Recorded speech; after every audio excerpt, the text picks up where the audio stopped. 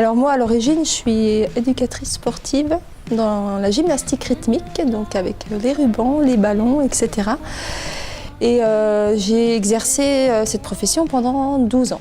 J'étais maman de 3 enfants, donc beaucoup de questions sur ma propre vie et du coup, voilà, j'ai décidé de tout changer, tout plaquer. Et j'ai vu une exposition des frères Campana qui sont designers. Et c'est une exposition avec des sièges et des fauteuils et je me suis dit mais avec le siège on peut tout faire, donc c'est parti quoi. Je me suis formée. J'avais vraiment envie de tourner la page et de plus du tout avoir de référence par rapport à ce que je faisais avant. Et au fur et à mesure je me rends compte que mon passé il est encore là, donc je travaille encore avec les lignes, avec le corps, avec le mouvement.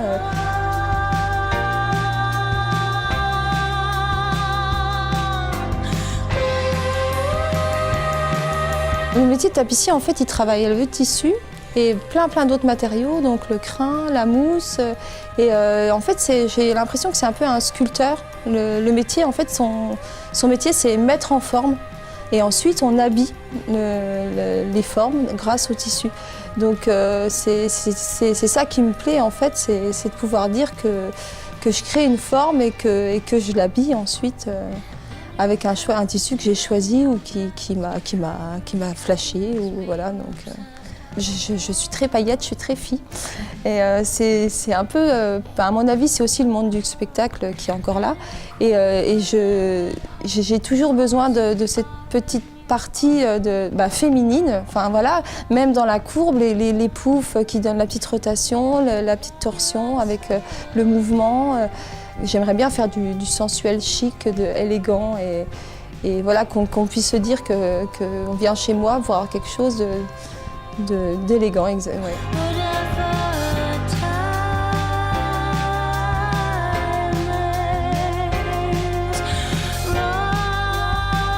La troisième partie de mon travail, ça va être la partie création. Donc l'exemple qu'on peut avoir ici, c'est les petits poufs qu'on peut tous on peut tous avoir besoin de petits poufs à la maison. Et l'idée, c'est de se dire qu'au moment où j'en ai plus besoin, eh ben, je peux les mettre l'un sur l'autre. Et je me retrouve avec une sculpture, avec un petit mouvement, voilà, un petit mouvement graphique qui peut se représenter donc, une petite sculpture qui ne va pas prendre de place et qui va être finalement plus jolie qu'une chaise pliante que je vais mettre derrière mon canapé. Dans la partie création, il y a vraiment une grosse étape de recherche. Donc là, c'était une maquette en papier parce qu'au départ, moi, je sais pas trop dessiner. J'ai fait des essais au niveau des tailles et une fois que la maquette est bonne, après, effectivement, je suis obligée de passer au croquis quand même, ce qui me permet de travailler la couleur sur le dessin. Et ensuite, je fais une maquette à l'échelle 1.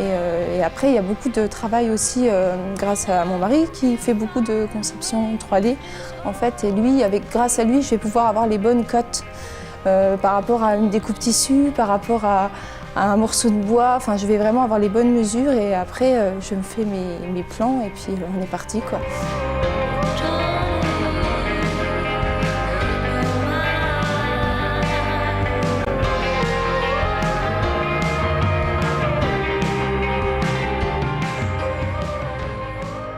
À un moment donné, on n'en a plus besoin, donc moi, ce que j'avais envie, c'était de me dire que je peux les mettre l'un sur l'autre, du coup, avec la lumière, je sais pas.